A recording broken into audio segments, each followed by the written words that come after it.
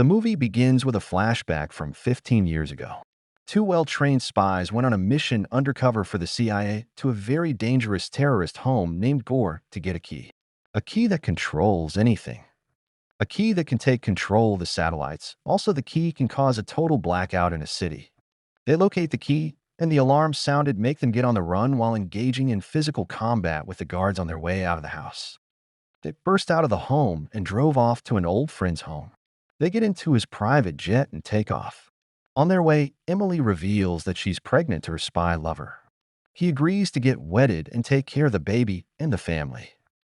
After a few minutes, Emily needed to excuse herself and asked to go to the bathroom quickly. Getting there, she was told she can't use the bathroom. Immediately, both spies knew something was suspicious. Unsure of what was going on, the flight attendant quickly grabbed Emily and pointed a gun on her while demanding for the key. He quickly surrendered the key. While the flight attendant got distracted, the spies attacked the bad guys on the plane, taking them out one by one. They were definitely no match for the spies. While they were fighting, a stray bullet got fired, hitting the pilot straight in the head, which caused the jet to lose control and lose altitude, dropping for the ground. While sliding down, the people on the jet lose balance. The jet was about crashing when both spies got off on a parachute. They got on the parachute and the jet crashed. Matt and Emily landed safely and decided to stop the dangerous spy job because they have a baby coming soon. They both agreed to act like they both died in the crash and move to a new city, which means cutting ties with anyone that knows them, so that their enemies won't hunt them, and also putting their new baby's life in danger. They both agree and started their lives all over. 15 years later, they both have two kids, a girl named Alice and a boy named Leo. Beautiful kids. They go to drop the kids at school. After dropping their kids, Leo talks about the blood pressure counter on his finger and how it helps him. After that, he walks away. Now they both stalk their daughter Alice, who's talking to her crush, and kisses him. She calls them and tells them to stop stalking. After school, Alice tells her parents she's going to her friend's place to study. Later that night, Emily suspects something fishy and goes to Alice's laptop to go through her texts. She reads the text with Matt advising her not to. On reading it, they find out Alice was at a club. Immediately, they got into their car and went to the club in search of Alice. Getting there, they searched the club and saw Alice with her friends, both male and females. They immediately scold her and tell her to come home with them. But the guys refuse, holding Alice back, saying she looks old enough. Trying to provoke Matt and Emily, Emily grabbed one of the boys and beat him up. And those action was on video, and throwing down the stage. Immediately, they took Alice and drove off while scolding her on their way home. They both regretted fighting in public and having that on video. The next morning, their ex-boss showed up at the front of their house. Matt was surprised on how he managed to locate them after expecting them to feel they died at the crash. The boss came to warn them that the videos of them at the club went public. He told them he's looking for the key alongside Gore's men. Chuck got shot in the neck by one of Gore's men. They kept on targeting the home while Matt and Emily escaped to get their kids so they can flee the city away from Gore's men. It was a tough chase, but they successfully got to their kids' school, picked them up, and left the city immediately. Alice and Leo got sad, taking a trip to England away from the bad guys to Emily's mother's home. And the cyber-terrorist key was hidden in Emily's mother's home. The children get surprised hearing they had a grandmother, and they didn't know all their lives. So they got on a plane and flew to England with their kids to their grandmother's home. Turns out Emily's mom is a hotshot, one of the most feared agents, and one of the most dangerous. Emily and her mom had little mother and daughter issues while growing up, which was why she didn't want the kids to know about her and her dangerous lifestyle.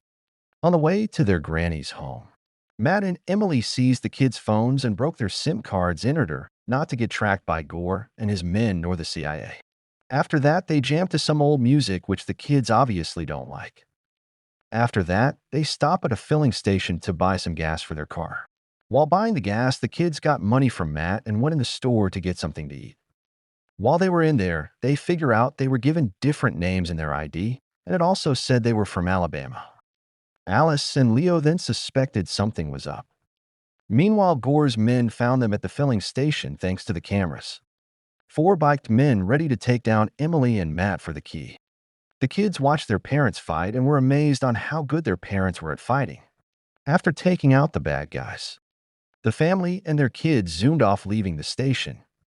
On their way, they spot Baron, an old CIA agent, and Emily's ex, who got contacted about the situation. He tries going after them, but Matt blocked their path by shooting at a long vehicle carrying long metals. They get to their granny's home, and the kids were amazed on how big their granny's mansion is. They drove in, and all of a sudden a dead bird drops in front of the kids, and their granny, who's up with a gun, surprised to see them. Granny got introduced to her grandkids, which she already knew of, and had pictures of them thanks to Matt. Matt sent her photographs of the kids while they were growing up, which Emily didn't know about. They go into the home. We get introduced to Nigel, whom Ginny, the granny, was training personally.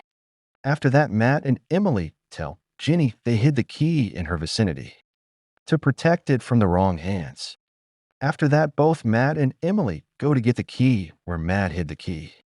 After grabbing the key, they noticed the CIA were in the vicinity already. So they hurried back to the building. On getting back, they found Nigel and Ginny tied up while they held their kids hostage in the living room, all to get the key. All of a sudden, Chuck came out. Seeing Chuck, they were all surprised to see Chuck alive, which he narrated to them that he did it to motivate them to get the key. Chuck the key from Matt and handed it over to his chief of operation. Unknown to Chuck and his men, Ginny was set free by Emily. She, on the other hand, took out the other guards in the hallway. Chuck revealed his evil plan to sell the key to high bidders. They burst out to actions. Matt and Emily got hit in the head, got unconscious, and Chuck escaped with the kids. Few minutes later, Emily and Matt wake up and try tracking the helicopter, but to no avail. They end up checking the CCTV camera, and they find out Leo wore his thumb ring finger, which had a special GPS tracker. They track it down and locate Chuck and their kids. Emily, Matt, Nigel, and Ginny all went to the location to try locating the kids. Chuck, who was selling the key tonight, was ready to sell alongside his bidders, who was ready to buy. Daphne, who is Chuck's head of operatives, was in a control tower ready to display the key's power to the bidders, was also ready to display. Chuck tells Daphne cause total blackout in a city, which she did, causing total blackout. He also ordered Daphne to open the barrier holding the water from flooding London. The bidders were all surprised and amazed and started bidding $150 million to $250 million, which made Chuck to agree to sell. On the other hand, Baron spotted Emily and Matt and agreed not to arrest them since they had the same motive. That is to keep the key away from the wrong hands. Chuck escaped when Emily and Matt got to where the bidding was taking place. While chasing Chuck, Gore's men confronts Emily and Matt for the key. But Ginny used a sniper to buy them time off. Matt and Emily got on their bikes and chased Chuck, who was already on a boat trying to get away from London. Meanwhile, London barrier was still open, meaning the city was getting flooded little by little. Daphne, who was with the key, sneakily moved and tried getting off the city to meet Chuck when Nigel spotted her and stopped her escape, leaving her unconscious. Emily and Matt finally got on a boat and chased Chuck down, trying to get to their kids before he flees London. They finally catch up to Chuck, got on his boat, fought off the bad guys, while Nigel closed the barrier after different attempts. Emily and Matt got their kids and jumped off the boat, leaving Chuck on the boat. Chuck, who was beaten, got up and he crashed into the barrier. The kids were safe thanks to Emily and Matt and both Ginny and Nigel. Love this recap. Please subscribe.